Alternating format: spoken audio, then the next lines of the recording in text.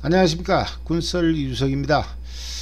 오늘은 대북 첩보부대의 북파 공작은 언제까지 이루어졌나 라는 제목으로 90년대 강화도 해병의 눈에 비친 북파 부대원들이 임무를 마치고 한강 하구를 통해 귀환하던 모습, 그리고 해병대 중대장을 포함한 일개 중대가 UDU 즉 해군 첩보부대한테 당한 아주 치욕적인 역대급 사건 등을 소개하겠습니다. 그 전에 먼저 사실 이런 내용들에 대해서는 제가 나름 조사를 좀 하는데, 이번 사연의 경우에는 워낙 은밀한 내용이라서 그런지 만족할 만한 결과를 얻지는 못했습니다. 하지만 여러 방증을 통해 저는 이 사연이 아주 신빙성이 높다는 판단을 했습니다. 그럼 소개해야죠. 근데 시작부터 해병대 일개 중대가 UDU한테 엄청 당했다고 하니까 벌써부터 뭐 쪽팔린 얘기를 하냐고 하실 분들이 계실 것 같습니다. 근데 사실 말을 안 해서 그렇지 휴가 나가서 맞고 들어온 분들도 많지 않습니까? 오늘 방송 내용이 많아서 그런 얘기는 생략하겠습니다.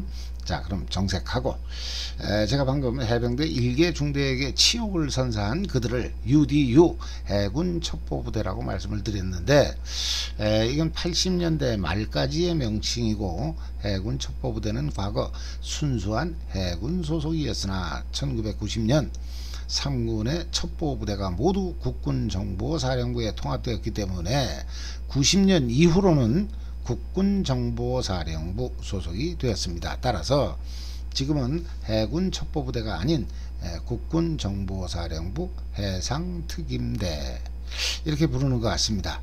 단 UDU라는 명칭은 그대로 사용하는 것 같습니다.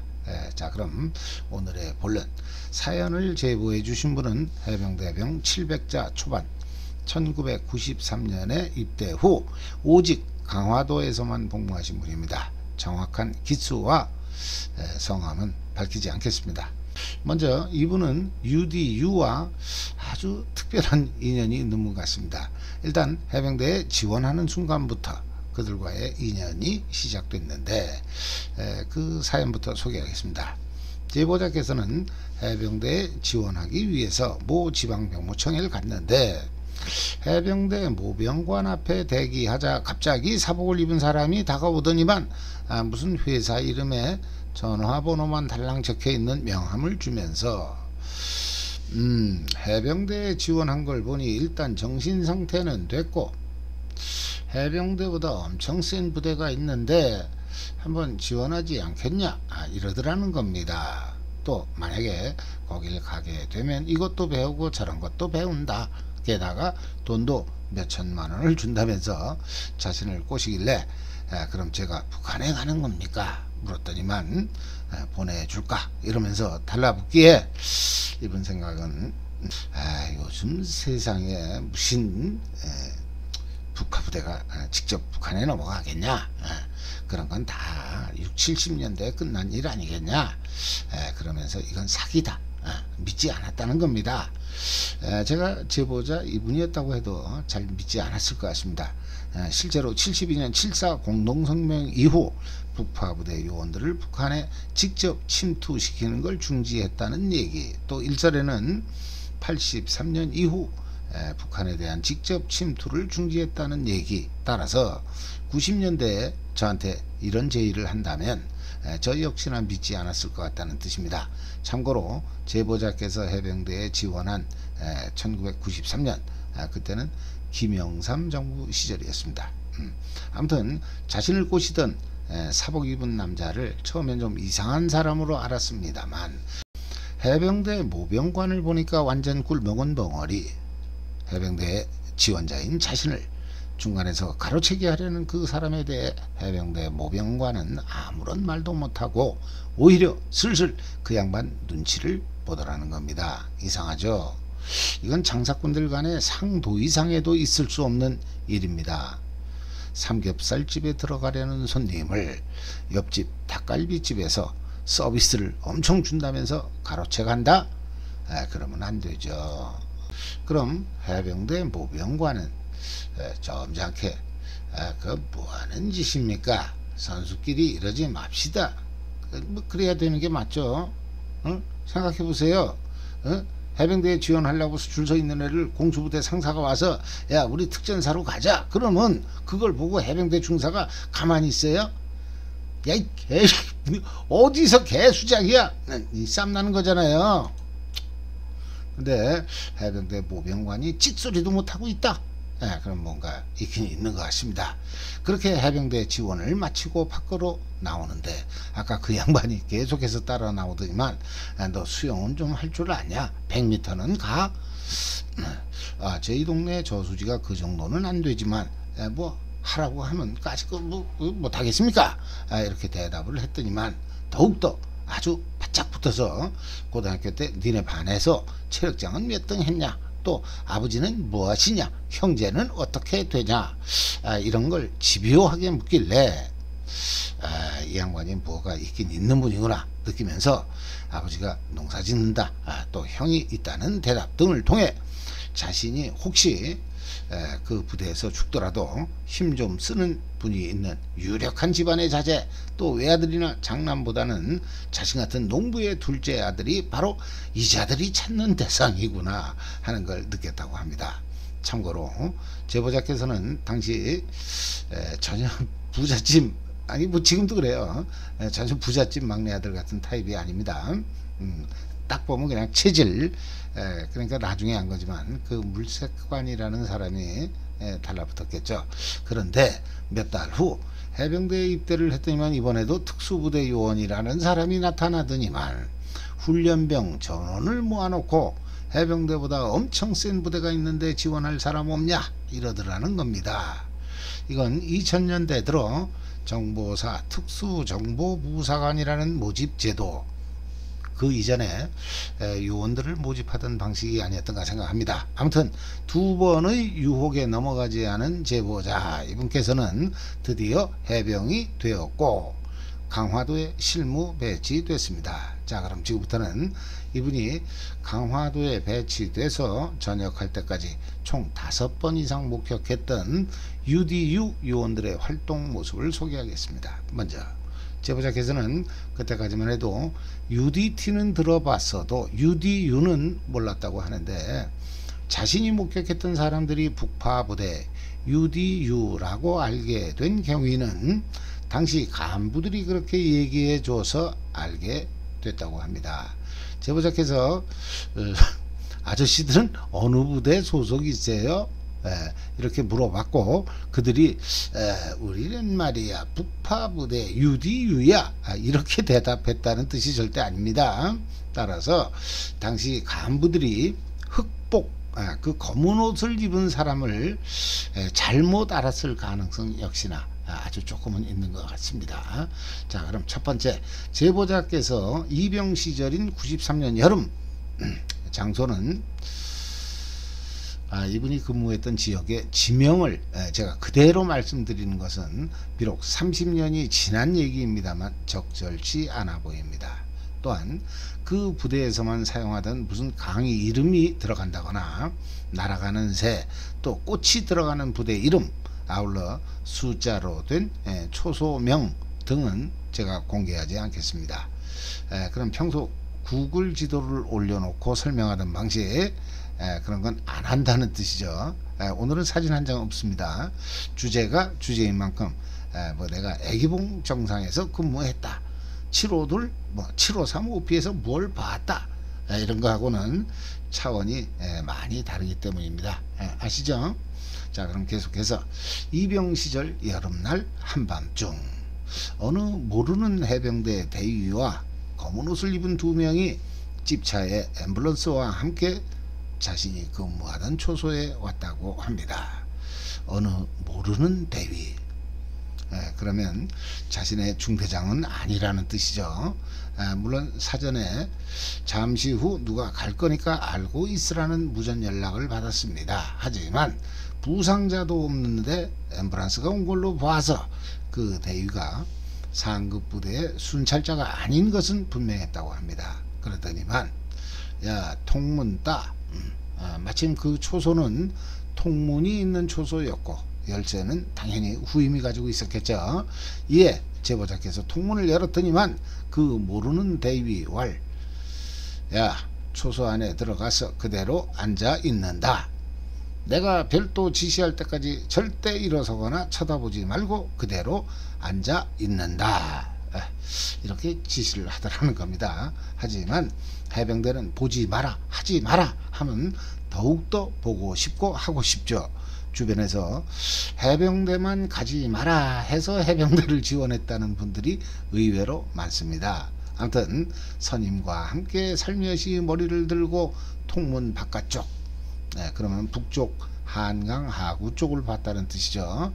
그렇게 봤더니만 물속에서 한 사람이 기어 올라오고, 그러자 그 대위를 따라온 흑복을 입은 두 사람이 물속에서 나온 사람한테 파카를 입혀주더라는 겁니다. 그 한여름에. 이상하죠? 근데 더욱 이상한 건 그 물에서 나온 사람이, 그러니까 파카를 입은 사람이 제대로 걷지를 못하더라는 겁니다. 한 발짝을 떼고 아주 극심한 신음소리, 또 한 발짝을 떼더니만 또 신음소리. 그 사람은 완전히 다 죽어가는 사람처럼 그 빤히 보이는 그 가까운 거리를 걸어 나왔는데, 제보자는 그 시간이 거의 30분만큼이나 아주 지루하게 느껴졌다고 합니다. 제보자가 기억하는 당시에 좀 더 자세한 모습은 물에서 나온 사람은 머리가 길었고, 그를 마중 나온 사람이 그에게 입혀준 파카는 특이하게도 형광색 옷이었다고 합니다. 그리고 그 위에다 다시 모포를 덮어줬는데, 제보자가 보기에 그 사람이 환자는 아닌 것 같고 어디를 갔다 온 건지는 몰라도 장시간 물속에 있었기 때문에 아마도 저체온증이 아니었을까, 그런 느낌이 들었다고 합니다. 그리고 그들이 떠난 다음 선임이 들려준 얘기, 아까 그 사람이 바로 북한에 넘어갔다가 돌아온 북파 부대 UDU 대원이었다, 이러더라는 겁니다. 당시 병장 선임은 이미 그 이전에도 여러 번 봤다는 뜻입니다. 사실 최전방 철책선 그 통문 쪽으로 누군가 기어온다, 사전에 연락이 없으면 그냥 크레모아의 수리탄, 그리고 총 맞는 거죠. 그 사람이 진짜 UDU였는지는 확실치 않습니다만, 제가 보기에도 일반인이 아니었던 것 분명해 보입니다. 그럼 뭐 뻔하죠 뭐. 아무튼 이렇게 제보자께서 강화도에서 복무하는 동안 특수요원들을 위해 자신이 직접 또는 소대의 다른 대원 아니면 소대장이 통문을 열어준 경우는 이 밖에도 여러 건이 있습니다만, 당시의 모습은 방금 소개한 내용과 대동소이합니다. 공통적으로 저체온증에 걸린 듯한 사람을 앰뷸런스에 싣고 가더라, 이런 내용입니다. 근데 저는 여기서 어째서 복귀하는 요원들만 목격이 되고 북쪽으로 올라가는 사람들은 목격되지 않았는가 하는 의문이 생겼습니다. 제보자께서 말씀해 주신 여러 건의 목격담 중에서 북으로 올라가는 사람을 위해 통문을 열어줬다는 경우는 단 한 건도 없었기 때문입니다. 물론 최초 초소에서 근무 후 다음 초소로 이동을 하기 전 상황실에서는 통문 키를 초소에 그대로 꽂아두고 다음 초소로 이동하라는 지시가 한 번 있었는데, 그렇다면 근무자도 없는 초소에 걸린 통문 키를 누가 왜 필요로 했을까? 특히나 그날 밤에는 앰뷸런스도 보이지 않았다는 걸로 봐서 저는 혹시 이때 북쪽으로 넘어간 게 아닐까 하는 생각을 해봅니다. 복귀하는 요원의 경우 이미 NLL 이남으로 들어왔고 또 앰뷸런스 등이 동원되어야 했기 때문에 해병대 근무자들의 눈을 피하기 어려웠겠지만, 북쪽으로 넘어가는 경우에는 극도의 보안이 필요했기 때문에 니들은 앉아서 고개 숙이고 절대로 보지 마라, 이 정도 대책이 아닌 뭔가 다른 방법을 쓴 게 아닐까 하는 생각입니다. 북에 침투한 요원들이 남쪽으로 복귀하는 성공률이 몇 프로였는지 저는 모르겠습니다만, 상식적으로 실패하는 경우, 즉 복귀하지 못하는 경우도 있었을 게 확실하기 때문에 돌아오는 사람을 위해 통문을 5번 열어줬다면 올라가는 사람을 위해서는 5번보다 많은 횟수, 최소한 5번은 통문을 열어주는 게 상식에 부합합니다. 하지만 이상하게도 그걸 직접 목격한 해병대원이 없다는 사실, 그래서 통문에서의 침투와 복귀 절차가 완전히 다르지 않았을까 생각한다는 겁니다. 물론 제보자 해병이 근무한 장소는 오직 복귀만 하는 포인트, 따라서 북으로 출발하는 장소는 다른 곳이었을 가능성 또한 있습니다. 참고로 인터넷에는 북한 쪽 주장입니다만 1969년 8월부터 72년 5월까지 33개월의 기간 동안에 42명의 북파 침투 요원을 생포했고 이 중 39명을 사살했다는 내용이 있는데, 북한 쪽 주장이라서 북에서 잡힌 북파 요원들의 숫자를 그대로 믿을 수는 없습니다만 어쨌든 북파 후 돌아오지 못한 요원들이 있었으리라는 것쯤은 충분히 추정 가능합니다. 아무튼 제 추정이 맞는다면 90년대 비슷한 시기 강화도에서 복무한 해병들일지라도 오직 어느 특정 소대만이 이런 모습을 봤을 것 같습니다. 아울러 비슷한 시기에 김포 2사단에서 오랫동안 장교 생활을 한 제 동기생들 그리고 선후배들께 알아봤습니다만 이런 사실을 인정하는 분은 단 한 분도 안 계셨습니다. 그냥 모른다고 하면 될걸 뭐 절대 그렇지 않다 라고 얘기하는 걸로 봐서 이분들이 오히려 그 아주 철저한 보안의식으로 알면서도 그러는 게 아닐까, 뭐 그런 생각이 들기도 하더라고요.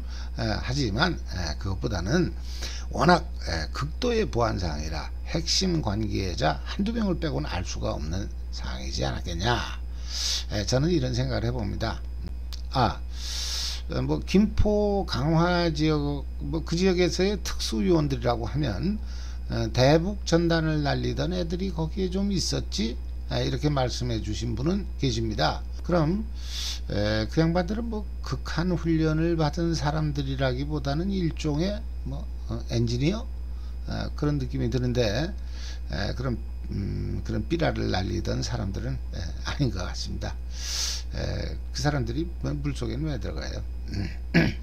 하지만 해당 통문을 책임졌던 중대장, 소대장은 당연히 이 사실을 잘 알고 있을 거라고 봅니다. 그럼 지금부터는 그 중대의 중대장 및 소대장과 관련된 내용 두 개만 소개하겠습니다.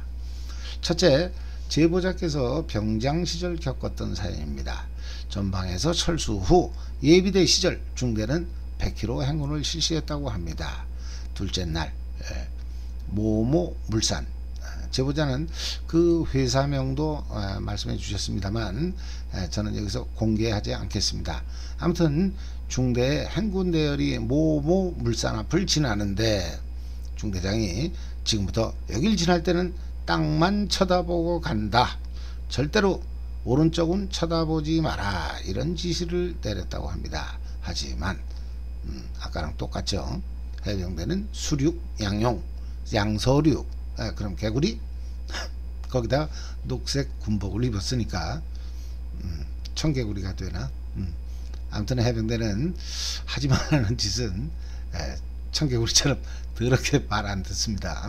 제보자 이분께서는 그 모모 물산을 고개 들고 다 보았다는 뜻입니다. 중대장이나 소대장도 다 고개를 숙이고 걸었으니까 이 병장이 고개 든 모습은 볼 수 없었겠죠. 아무튼 몰래 살펴본 그 모모 물산의 모습은 고가 초소에 머리를 기른 20대 중후반으로 보이는 두 명이 근무를 섰고 살짝 보이는 담장 안쪽으로는 좀 특이한 물건들이 3-4m 높이로 쌓여 있었다고 하는데 그건 생략하겠습니다. 근데 고가 초소의 근무자들이 자신들을 향해 계속 욕을 하더라는 겁니다. 급기야 다른 병장이 이건 제보자 말씀 그대로 제가 옮기겠습니다. 열받은 병장이 야 이 개새끼들아 이렇게 소리를 질렀더니만 그쪽에서 총소리가 들렸고 이에 중대장은 총원 뛰어 총빨리 해병대 가오가 있지. 아무튼 그렇게 중대는 톡했다고 합니다. 중대장은 그 모모 물산이 뭐하는 부대라는 걸 알고 있었다는 뜻이죠. 두 번째 역시나 병장 시절 유격 교육을 들어갔는데 그럼 김포 문수산 유격장이라는 뜻이죠. 아무튼 제보자 말년 병장은 점심 먹고 정문 쪽에서 후임과 같이 담배를 피고 있었는데 저 골짜기 위쪽에서 까만 흑복을 입은 두 사람이 괴나리 벗짐 같은 걸 메고 내려오더라는 겁니다. 당시 중대 선임하사가 40대 초반이었는데 그 흑복을 입은 사람은 중대 선임하사보다 훨씬 늙어 보였다는 것 같습니다. 마침 그 사람들이 다 내려와서 자신들 근처를 지나가기에 여긴 민간인이 못 들어오는 곳인데 그러면서 빤히 쳐다봤더니만 그 사람들이 하는 말 이거 역시나 제보자 말씀 그대로 옮기겠습니다.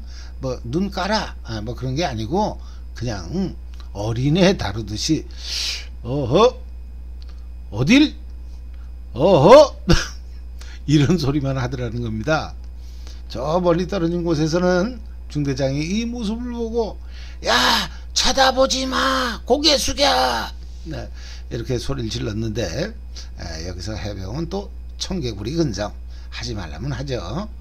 제보자는 중대장한테까지는 소리가 들리지 않도록 하지만 바로 옆에 있는 그 검은 옷을 입은 사람들은 분명히 들을 수 있을 정도의 목소리로 씨발 쳐다보지도 못해 그러면서 쳐다보지도 못해 그분 충청도예요 제보자가 그러면서 피우던 담배를 패대기 쳤다고 합니다. 잠시 후 휴식 시간이 끝났기 때문에 제보자 등은 중대에 합류했는데 한참 시간이 지났음에도 그 흑복 사나이 두 명은 움직이지 않고 그저 자신들을 바라보고만 있었다고 합니다. 아주 어이가 없다는 그런 표정이었겠죠. 사건은 그 다음날 발생했습니다. 유격장에서는 매일 8km 구보를 했는데 유격장 아래로 내려갈 때는 우측 골짜기 건너편에 있는 이상한 부대 단 해병대는 아니었다고 합니다. 아무튼 내려갈 때는 그 부대가 잘 안 보이는데 돌아올 때 그러니까 위로 올라올 때는 그 부대가 빤히 보였다고 합니다. 그래서 유격장을 향해 뛰어 올라오는데 갑자기 그쪽에서 검은 옷을 입은 3명이 중대를 막아 세웠다고 합니다. 이렇게 경계총 자세로 야이 개쉣 전부 사! 이랬다는 거죠. 당시 해병대는 편제 화기가 K2였는데 이들 3명이 휴대한 총은 K2가 아니었고 나중에 대열 전방에 있던 후임들한테 물어보니까 실제로 그들이 중대를 막아 세울 때 중대 전방을 향해 실탄을 발사했다는 겁니다. 흙이 튀는 걸 후임들이 봤다는 겁니다. 그러자 중대장은 그들에게 뭔가를 설명했는데 대열의 맨 뒤에 있던 이 고참 병장의 귀에 개소리 하지마 씨발 이런 소리가 들렸다는 겁니다.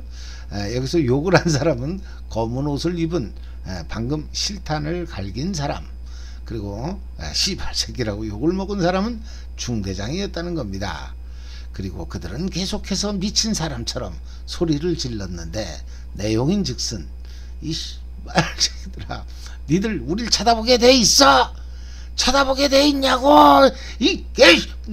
어제 그 새끼들 나와! 이러면서 광부를 하더라는 겁니다. 그럼 어제 담배를 패대기 치면서 쳐다보지도 못해!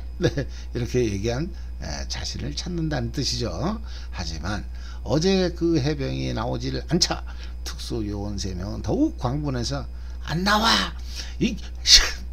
다 죽여버리겠어! 뭐 그러면서 2명이 각각 한 탄창의 실탄을 모두 갈겨버리더라는 겁니다. 그럼 한 40발 쐈나? 여기서 잠깐, 이들이 그렇게 흥분한 이유는 아마도 어제 그 늙은 아저씨 2명 중에 1명이 이 파견대의 최고 책임자가 아니었을까 하는 생각입니다. 근데 걔들은 왜 눈도 못 마주치게 하는지 모르겠어요. 보면 안 되나? 인터넷에서 다른 내용을 찾아봐도 거의 전부가 자신들을 쳐다봤다는 이유 하나만 가지고 그 난리법석을 부리더라고요. 아무튼 어제 그 해병이 나오질 않자 여기서부터는 무척 쪽팔린 얘기인데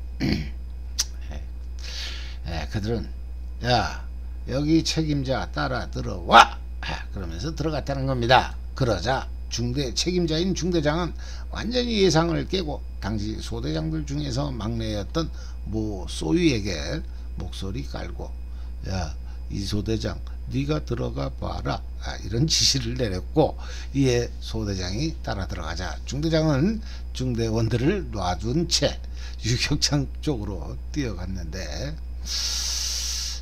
진짜 쪽팔리다. 이걸 계속 방송해야 되나? 중대장이 뭐 그런 놈이 다 있어. 이게 뭐 전쟁 나면 지 새끼들 놔주고 이게 뭐 제일 먼저 도망갈 놈이네. 그 북파부대 뭐 거기도 사람인데 이쪽 인원은 100명이 넘고 저쪽은 뭐 글쎄 그 안에 한 뭐 10명 있었겠어요. 아무튼 중대장은 그렇게 중대원들에게 완전히 개망신을 당했고, 졸지에 중대 책임자가 된 소위가 그 파견대 안으로 들어가자마자 안에서는 권총 소리 같은 총성이 한 발 들렸고 다음과 같은 소리가 이어졌다고 합니다. 일어나 똑바로 서 이 개쉬 그러면서 무언가를 심하게 때리는 소리, 그리고 잠시 후 밖으로 나온 소대장의 얼굴은 완전히 일그러져 있었다고 합니다. 진짜 쪽팔리죠. 북파부대가 그렇게 무섭나요? 아니 해병대가 무슨 큰 잘못을 했다든가 그러면 몰라도 이렇게 백주 대낮에 실탄 갈기면서 실탄이 있었구나 그 사람들. 그럼 좀 무섭긴 했겠네요. 아무튼 해병대로서는 썩 유쾌하지 않은 사연이었습니다만 90년대 중반까지도 북파부대의 활동이 있었다는 내용인지라 그들의 최전방 활동 그리고 그들의 모습을 엿볼 수 있는 사건, 이걸 같이 소개해 봤습니다. 오늘 사연은 솔직히 저도 믿어지지 않는 부분이 좀 있습니다. 이럴 때는 서두에 말씀드렸듯이 보충 취재를 통해 제가 최대한 확인을 하는 게 순서이겠습니다만, 주제의 특성상 또 93년부터 95년 사이에 일어난 일이라는 점 때문에 저의 취재 능력으로는 확인할 수 없는 내용이 좀 있었습니다. 이와 관련된 사연이 있는 90년대 강화도에서 근무하신 분들의 제보를 기다리겠습니다. 이상으로 방송을 마치겠습니다. 감사합니다.